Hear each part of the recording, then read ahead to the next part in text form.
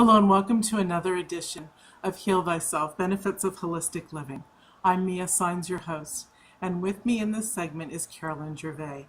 Carolyn is really an amazing woman. She wrote this remarkable book called, look at her, she's so cute. She wrote this remarkable book called I Dreamt I Was Human.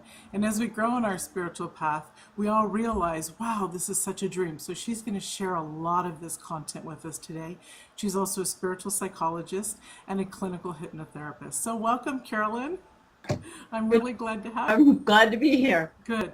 Would you share with us a little bit about your journey on what brought you to write this book and to study and become a certified clinical psychologist or a spiritual psychologist, sorry, and all that? Because it's really important. It's not just a path somebody says one day, ooh, I'm going to do this. It's something that's deeper. That's right. And actually, I kind of came into this world knowing this was my job to do, was to find out why I'm here, first of all, why the creative force created humans and brought them to Earth. Because to me, it seemed pretty sad here. It seemed like there was a lot of suffering going on. And I remember when I was somewhere between 2 and 5 years old, one day when I opened up my eyes, I was standing in my grandmother's living room with my whole family there, my grandparents, and I realized that I was in this human form for the first time. And I did not understand how I got here. Like, I just was here.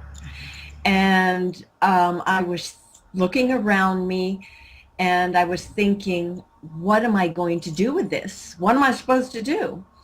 And the thought came to me that I need to find my way back from where I came from before I came here. Now, I had no picture of what that was, but I did have feelings of what that felt like, home, what I called my real home.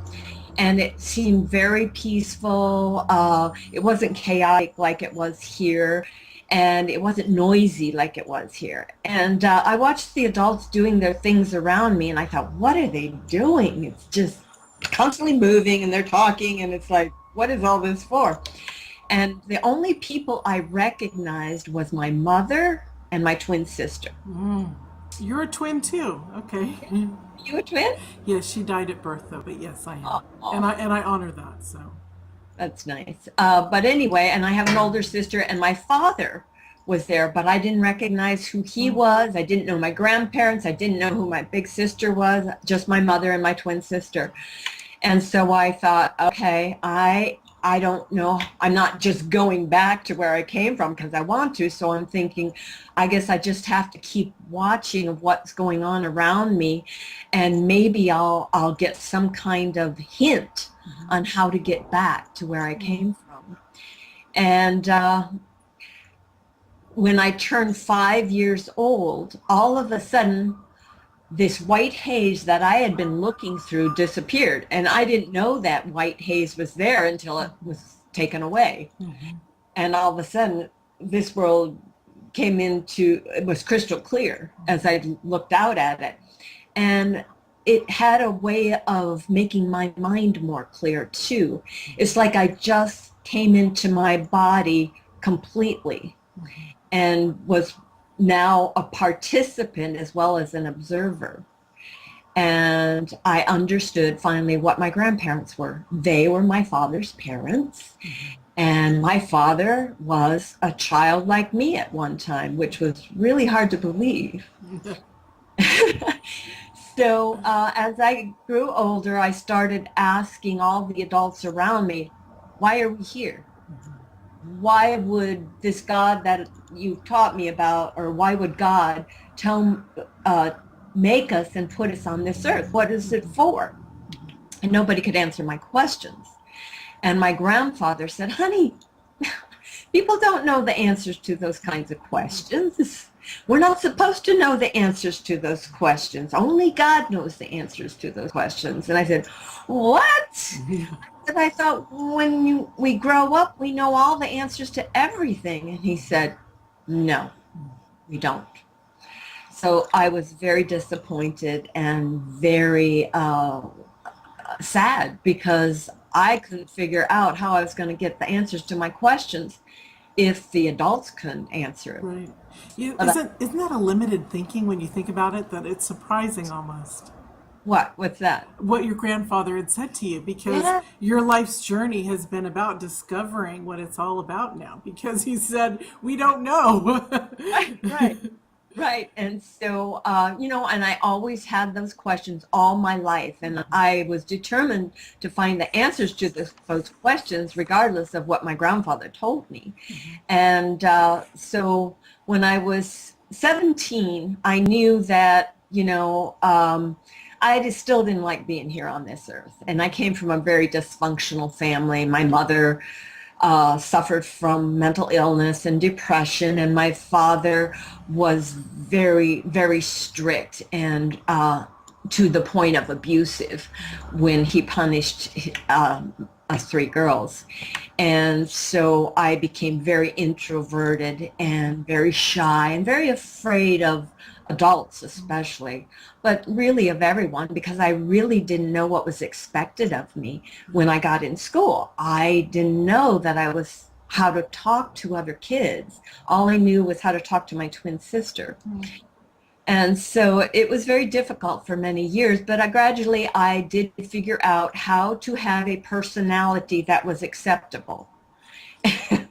And so at 17, I met my very first boyfriend, I was 15 and a half.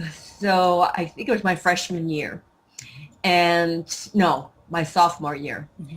And after 2 years of dating him, I got pregnant.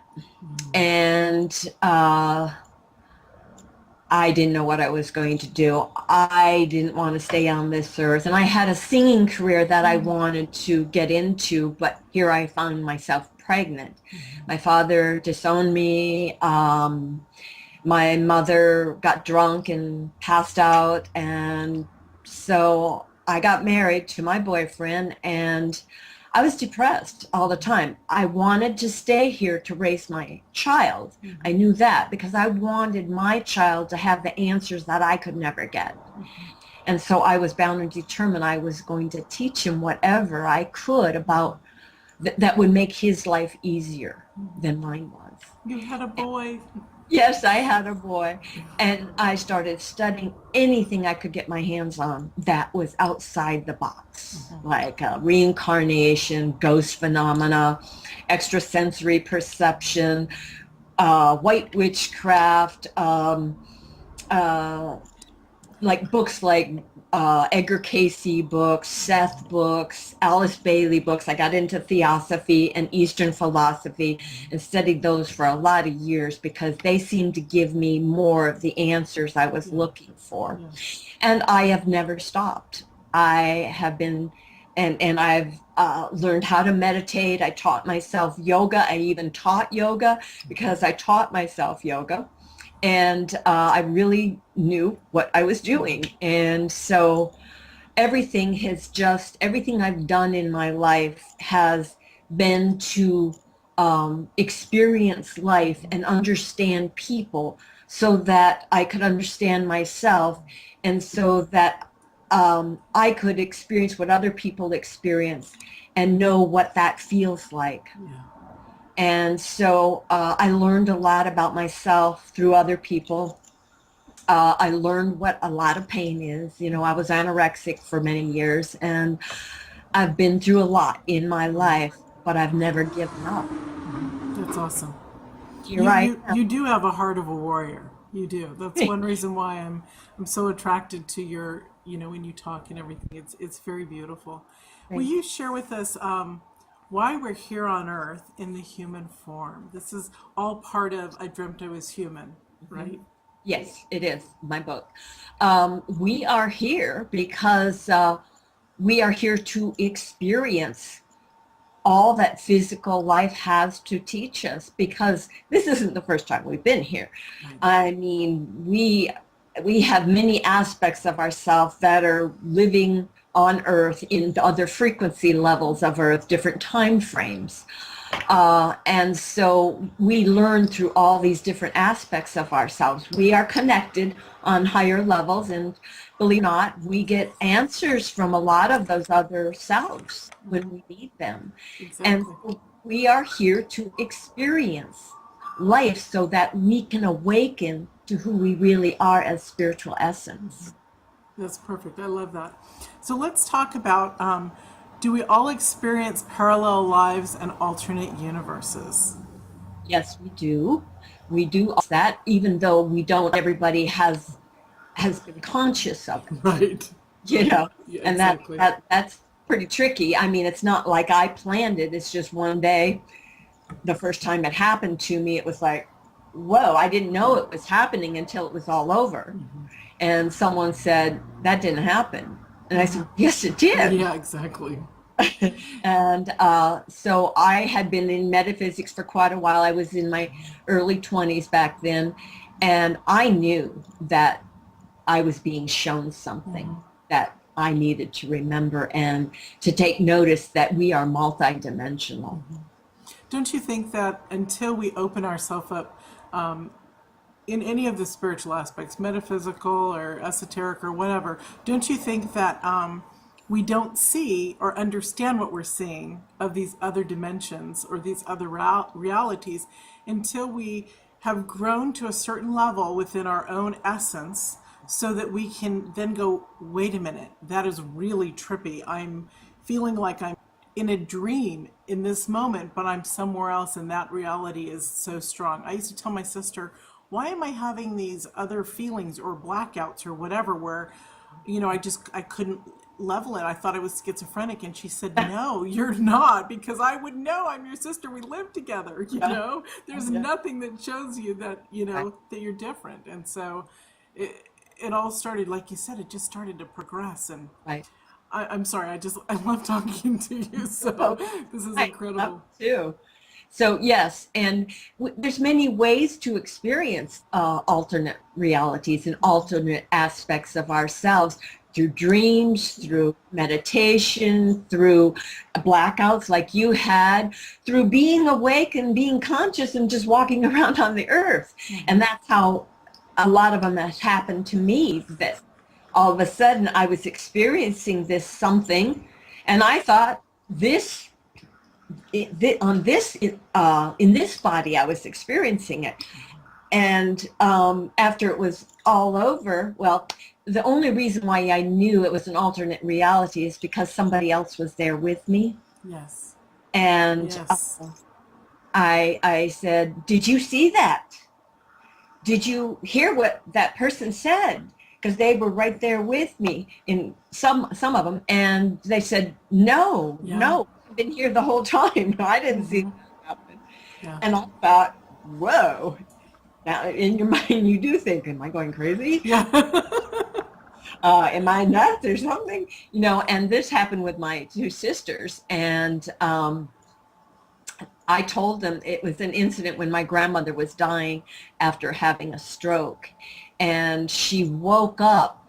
My sisters had left the hospital room, and she woke up for me out of a coma. And I was talking to her and telling her how much I loved her because I felt I had not paid enough attention to her after I had my son. And so I felt guilty, and I know it hurt her. And so I was telling her how sorry I was and that I love her, and that if it's time for her to go, it's okay. And so I was holding her hand. She fell back. It's a little different than this in the book, but because I'm trying to save time. But when I said, I love you, and it's okay if it's time for you to go, she fell back into the coma. And that's when I noticed my sisters were back in the room. And I said, did you see that? Grandma woke up. They said, we never left the room, Carolyn. Oh, wow. And did not. Very interesting.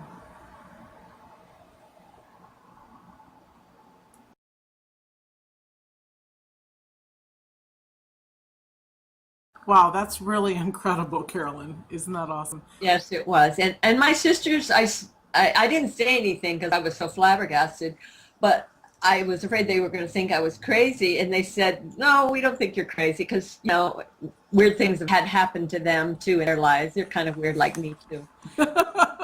Just I a love little, that. just a little different though, in Yeah. different ways." And so they believed me. You know, this is part of the next question I'm going to ask you is why is the human experience so valuable to us? Because when the first humans were in bodies on this earth, everything was a lot easier.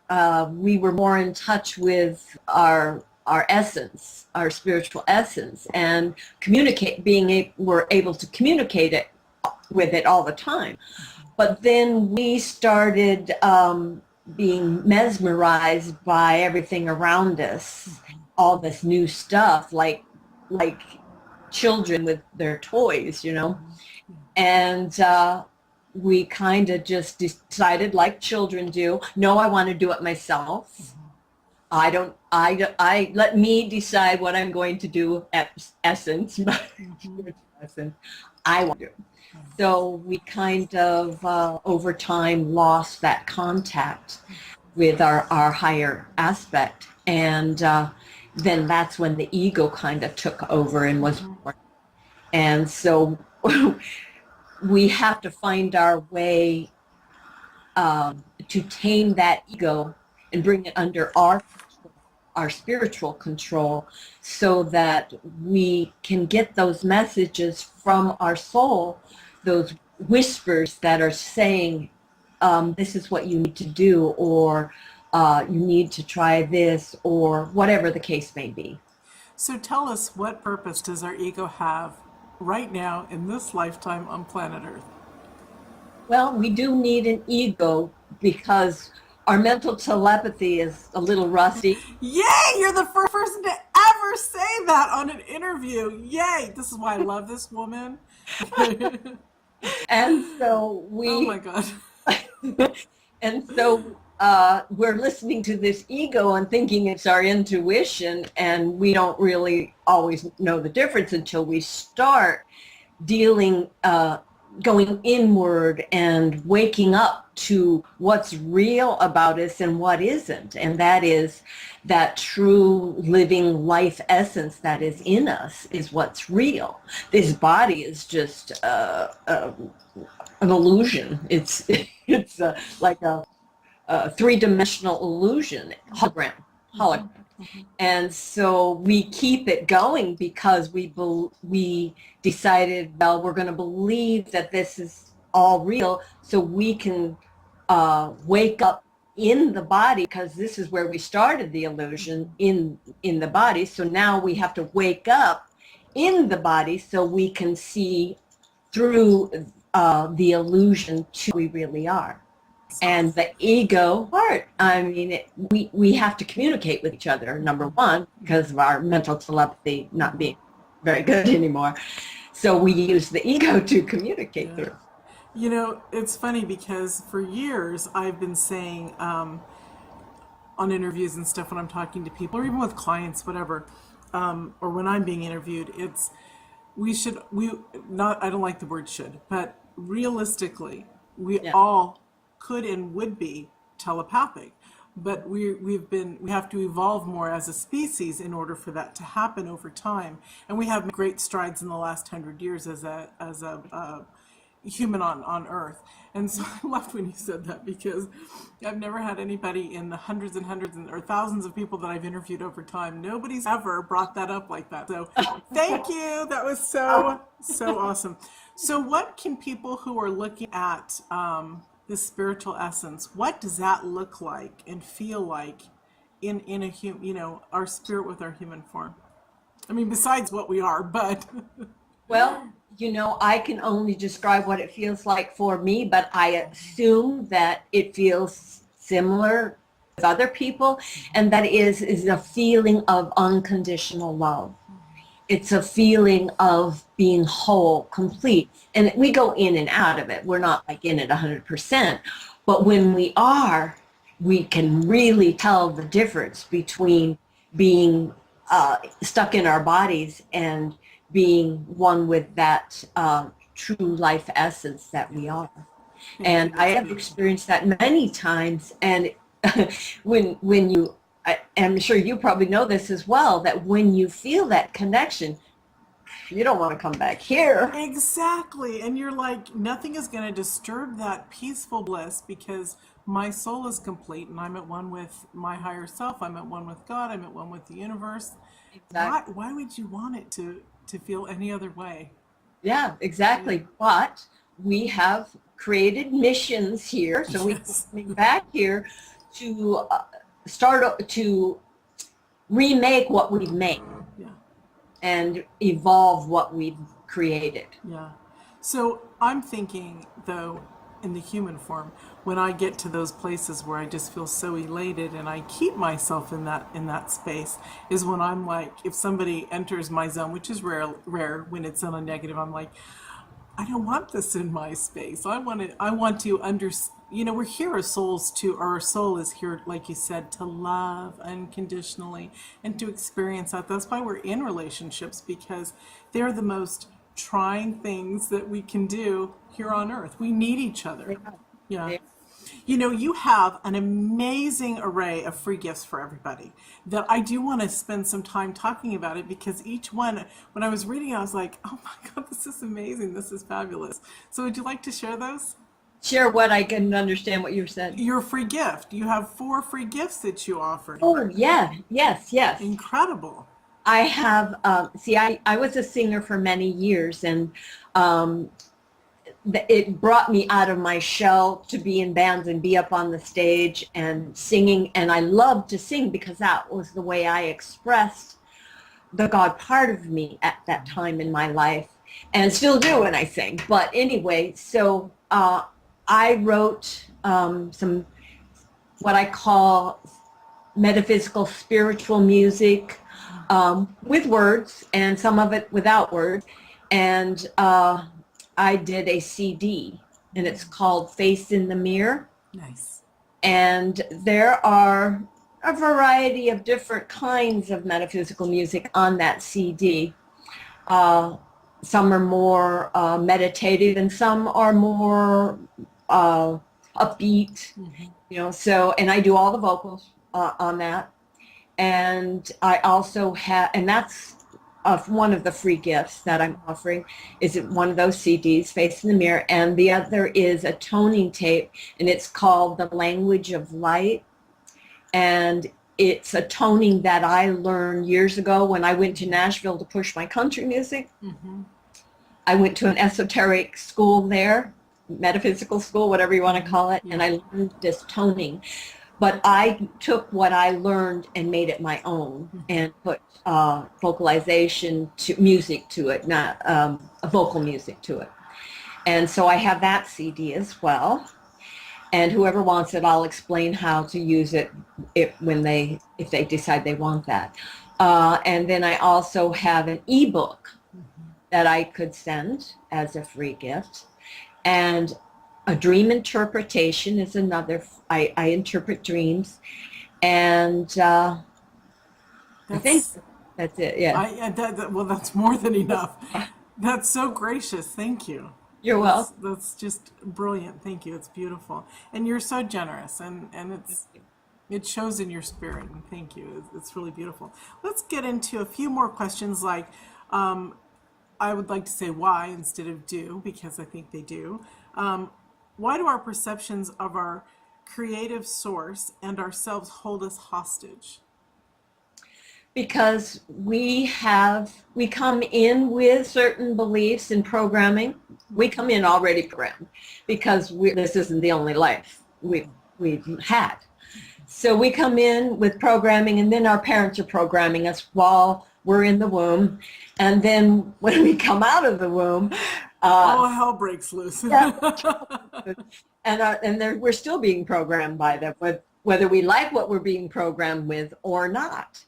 And so we have these misperceptions of reality because of all this program. And it's up to us to take all this stuff that we've been programmed with and filter out what doesn't serve us and keep what does. And that changes every year. If we're growing, then it changes every year. We always find something that we're done with and something new that we take on. Mm-hmm. And so if our beliefs are sabotaging us, then they can hold us hostage. Mm-hmm. And same with our perception and what we think we know. And we hang on to that like a life jacket. Mm-hmm, mm-hmm. No, don't tell me anything different because no, I know the truth. And that's okay. And that's part of the ego. Yeah, that's okay. That's wonderful. I just love that you wrote this because not only is it very, very valuable to people, but it had to be written. It absolutely had to be written.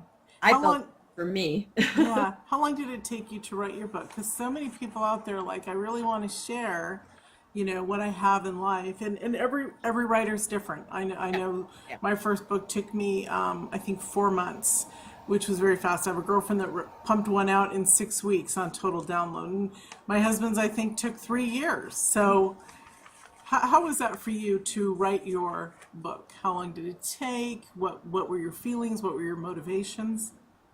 Well, I have been writing articles for magazines and for the internet since 2004 or 5. Mm-hmm. And so I just took a lot of those articles, rewrote them to how I had changed, mm-hmm. and also added some new information in my book. And it just kind of came to me. I just get into this zone and I say, okay, what do you want me to write about, God? Or, life says, what do you want me to write about? Because I hesitate to say God because I don't want people to mean that because I say God that I am a religious. I'm the same way. And yeah, and individually, I know you find out what your clients, how they think, and you speak their language like right. me. So yeah. So now on this, it's legit. Okay. Yeah. So whatever you call who you talk to when you go inside yourself, mm-hmm. that's your God. That's our God. Okay. And I call it can be it's your higher self, it's your spirit, it's your soul, it's your whatever you want to call it. Creator, any different things, creative force, whatever. Mm-hmm. And so I got into whenever I'm writing, I kind of get into this other aspect of myself, mm-hmm. and things just start coming in, and I just write them. Good. And revise them if I think I can add something more. And I was told while I was writing this book, dumb it down, because some people in my family, my son and his wife at the time, they couldn't understand some of the things that I was describing. So I kept dumbing it down and dumbing it down. And the publishing company kept telling me to dumb it down too. Mm-hmm. And now I have somebody that is interested in my book, and she's telling me she wants it to go deeper. Mm-hmm. She wants me to go deeper. And I can go deeper.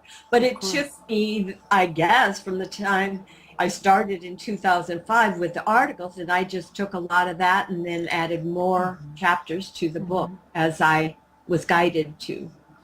What's your next project? Probably a year to really put it all together. Uh-huh. What's your next project? Do you have another book in the process, or is that like next year or something? Yeah, that's like next year or something. Yeah. Awesome. Yeah. That's wonderful. I'm still writing articles, so. You live in Arizona, and I never really bring up generally, unless they're European or something, where people live, but I am because there's such a spiritual essence in Arizona. That's there. You've got the American Indians, you've got the species from other planets. There's so much around there. What is it like to live in that vibration? Well, for me, I was born and raised here, and I've lived in other states, so mm-hmm. I really needed to get away from here. I grew up with all this energy. So to me, it just feels normal. But when I moved away and would come back, I felt that the energy, whenever I would drive into Arizona, uh, it felt like the energy slowed down. That it became less chaotic than where I'd lived before, and I wasn't used to it. It just kind of like, oh wow, I feel like I'm going in slow motion now. You know? But the energy here is good. It's a very peaceful energy, but we have our issues here too, as well as any other state.